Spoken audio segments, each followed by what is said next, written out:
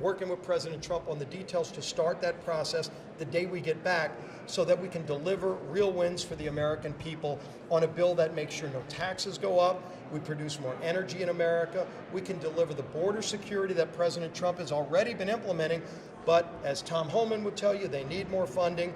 We need to strengthen our military to compete with China, put more regulations in, get more regulatory control and relief so that we can have fair rulemaking that doesn't add cost to taxpayers. All of that's going to be done in this bill.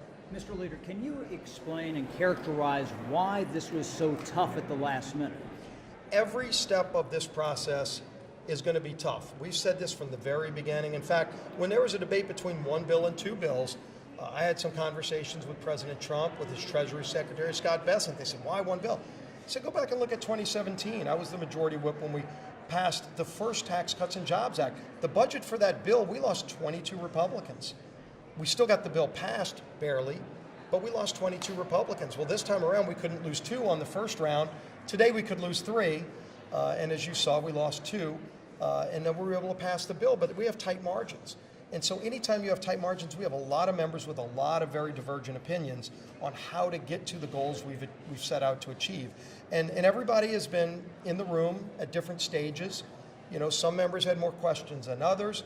And you know, every member knows, and I've been very candid, there's still a lot of work left to do, but we are including all of our members, from the most conservatives to those in the most swing districts, in all of these conversations, because it's going to take all of us to get it done. Is this probably the easiest vote that you have to take? None of these votes are easy, and then the next votes won't be easy, but they're all significantly important for the American people.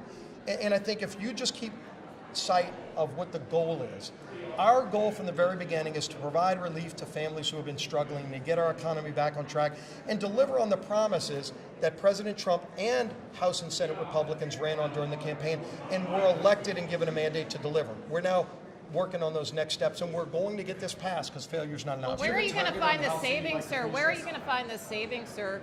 And well, the beauty is that the committees get to go do that. You can find 1.5 trillion and more. And obviously, you saw the press conference this morning. Without cutting Medicaid. Well, first of all, if you look, bless you, if you look at just waste, fraud, and abuse in all federal programs, that's on the table. And I think most Americans would tell you, please go root out waste, fraud, and abuse. So if any program is stealing money from taxpayers in a way that's not intended, not even talking about changing eligibility, all of those things are going to be looked at to make the programs work better. Some of these programs do not work well for the people on it. I'll give you an example. You know, because a lot of lies have been told about disabled people. Medicaid does not work well enough for disabled people.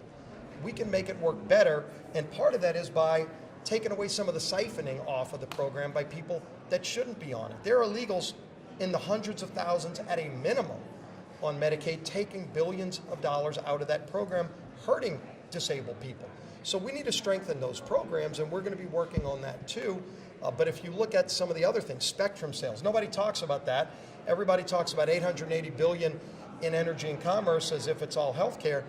There's probably $200 billion in non-healthcare related programs before you even start talking about more savings and reforms.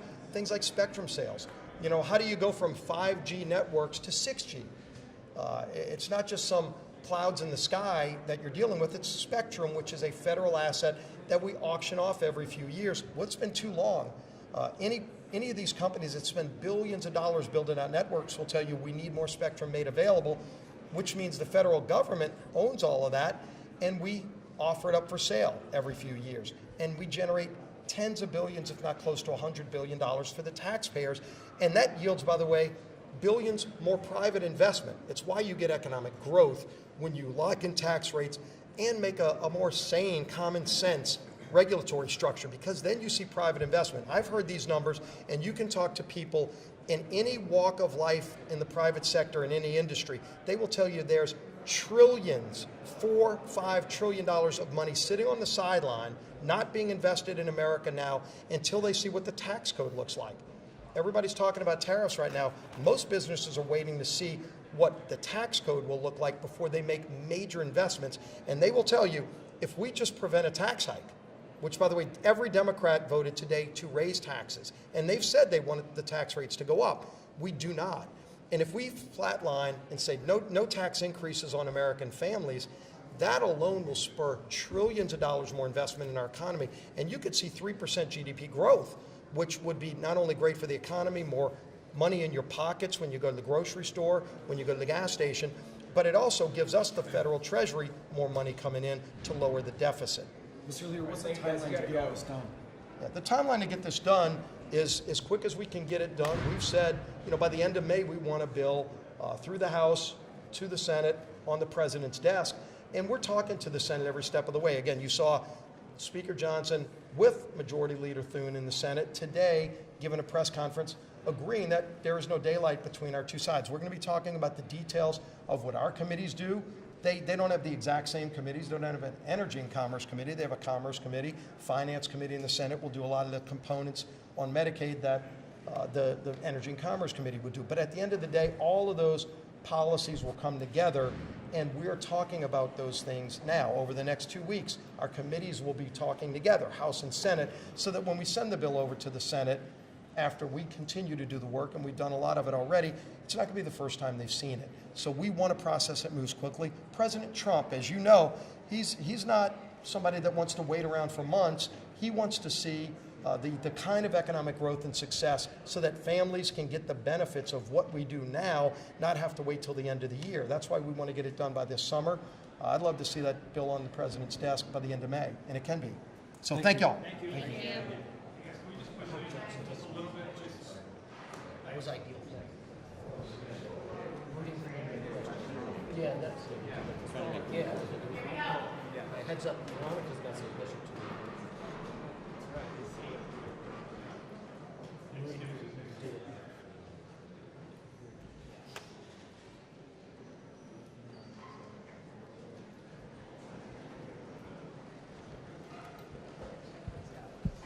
Hey everybody, good to see you all. It was a good day in the House, and I told you not to doubt us. The media always does, the Democrats always do, but we get the job done, and we're really grateful to have had the big victory on the floor just now. It was a big one, a very important one. Quick recap, just on a busy week in Washington, we got a lot of important things done for the American people this week. We passed the SAVE Act today, as you know, and that ensures that you got to have identification. You have to prove your identity, because only U.S. citizens should vote and decide U.S. elections. It's already in federal law, but there's no mechanism currently to ensure that that law is always followed, and this measure, the SAVE Act, will help make sure that is true. We passed the No Rogue Rulings Act, which, as you know, will limit the ability of activist, liberal, in this case federal judges, to issue injunctions that will stop a president's policies nationwide. That has been wildly abused against President Trump, and the Congress had an obligation and responsibility, I think, to step in and make sure that we bring that under control. We also repealed some very damaging Biden-era regulations again this week, and we'll continue that work. But the big news today, of course, is that we passed the budget resolution. We adopted the Senate's amendments to the resolution, holding in place all of the commitments and the instructions, the guidelines that the House originally enacted. And that was a big step, because that will allow us now to move forward, to have our committees actually drafting the one big beautiful bill. There's a lot of work ahead of us, and we're really excited about that. In November, the American people delivered unified government to the Republican Party. They returned President Donald J. Trump to the White House. They gave us control of the House and the Senate, and we are going to make good by that. We have a big responsibility. In the budget reconciliation bill, the reason we call it the one big beautiful bill, everybody in this crowd of journalists knows that all the components that will be in that. We're talking about ensuring that the border is secure, having the resources that are necessary to do that. We're talking about getting the American economy going again by reducing regulations. We're talking about restoring peace through strength and making sure we have the measures in place to properly fund those priorities. We have a lot of things, American energy dominance, all the components that will make things better for Americans, drive down the cost of living, and get our economy really going again. And of course, not the least of which, the big components of the one big beautiful bill is to ensure that we don't have the largest tax increase in U.S. history all at once, which is what would happen at the end of this year if we didn't accomplish this mission, because the Tax Cuts and Jobs Act, the tax cuts from the first Trump administration, as we know, would expire. So a big day for us. We will now get the committees operating on all cylinders. They'll be working over the 2-week district work period that encompasses Passover and Easter.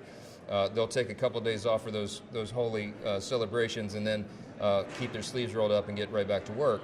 The committees in the Senate and the House will be working in a collaborative fashion. We've explained that this really is a one-team approach by Republicans in both chambers. I'm so grateful to Leader Thune and his steady hand of leadership. We had a joint press conference this morning making our commitments known of what we're going to try to do. And that is ensure real savings for the American people, because we have to do that. We have a responsibility to get our country back on a sound fiscal trajectory, and also make sure that we ensure and protect those essential programs. The Democrats, as I noted this morning, have said that we're going to gut Medicaid. It is not true. We're going to protect the benefits that everyone is legally entitled to. The beneficiaries who have a legal right to that, it will be preserved. Those are essential safety net programs that Republicans support. The President has made clear Social Security, Medicare, Medicaid will not take a hit. So you can count on that, and you can watch it develop as we go. Our other priorities as well.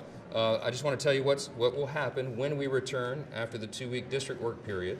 Our committees will begin the markup process. We have our 11 committees that will get instructions for reconciliation in the House. They are ready to go. We've been working on this for many months, almost a year now, really, when we first started the effort. And so we have the work product already prepared. We have bills drafted. Most of them have been scored already. And now we go through the process of marking it up and finding the equilibrium points with everybody so that all those interests are met. We're looking forward to that happening. And I just want to say this. The American people are counting on us. Time is of the essence. We know what's going on around the world. We know that the debt limit cliff is approaching us pretty quickly here. We know that markets have been a little unstable. They want to know that Congress is on the job, and I'm here to tell you that we are. The Article I branch of this government, the U.S. House of Representatives and the U.S. Senate are going to do our job, and we are going to provide stability, and we're going to send this message to all of our allies and friends around the world, and to our adversaries as well, that America is back, and the America First agenda will be enacted. President Trump's promises will be fulfilled, and we're really excited that today we took a big step in getting that done. Mr. Speaker, what changed between last night and this morning? What closed the deal?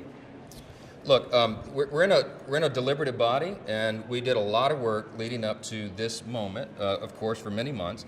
But sometimes there are pressure release valves you have to allow people to do. Everybody's human around here. There's lots of different interests. We have 220 people in the Republican conference, and they have a lot of different ideas. They represent a lot of different districts, and sometimes when the pressure gets turned up, people need to release that. So that's what I do. I allow them to do that. We take thoughtful discussion and deliberation. Sometimes we do it out in open. Sometimes we do it in closed meetings. But we had that until late last night.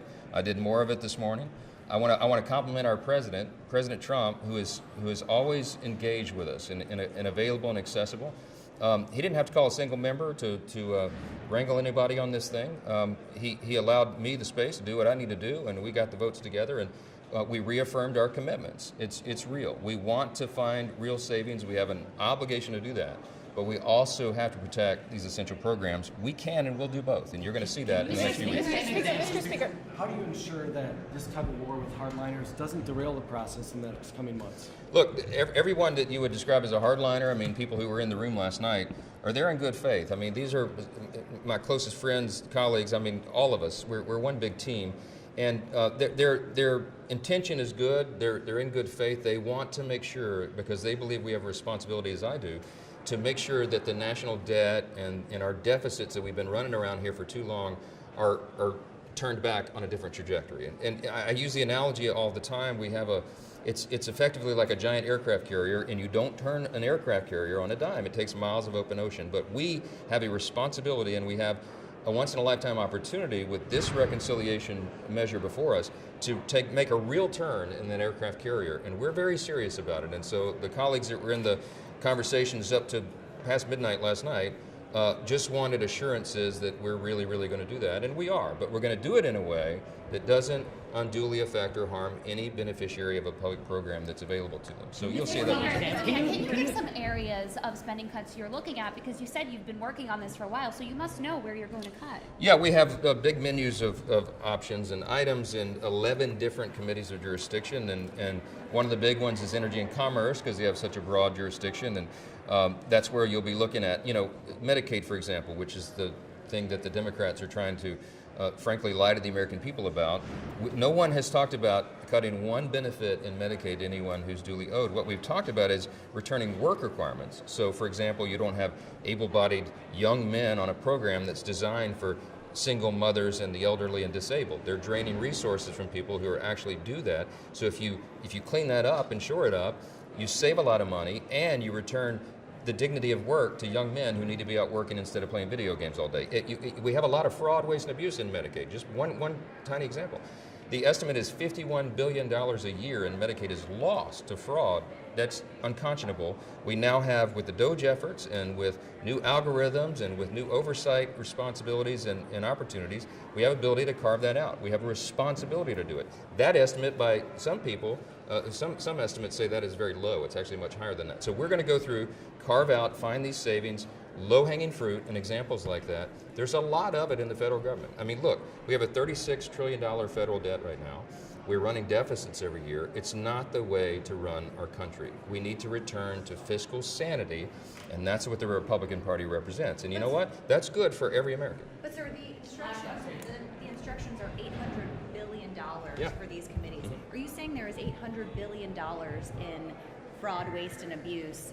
I'm saying that programs. the categories of fraud, waste, and abuse, in addition to the other areas that we've been looking at for almost a year now, that we can find well more than $800 billion in savings, and we will. And that's what we committed to. Very quickly, That's sir, on the what- markets, because the markets are down 1,300 points, and you talked about, sending them a Yeah. strong signal that Congress is doing its work. I mean, obviously, we saw the president put the pause on his tariffs. Yep. Does he need to just end them, scrap them at this point, No, I'm gonna let to give the markets more certainty? I'm delighted to let the president make the decisions on that. I mean, he and I spoke yesterday about the spike in the stock market after the pause, and I think he recognized the moment was right to do it, and that seems to be a great decision. So we're going to let him do that. I'm going to do my job over here, but I do hope and believe that the vote today is a very strong signal to the markets, to investors, job creators, entrepreneurs, the people that make the economy run, that the Congress is going to get us on sound footing. And you can count on that, and you can bet on it, and you ought to, I think today would be a great day to buy stocks. Can you still buy this? Can you still pass this bill by Memorial Day, sir? Was the vote today the easiest through this whole process?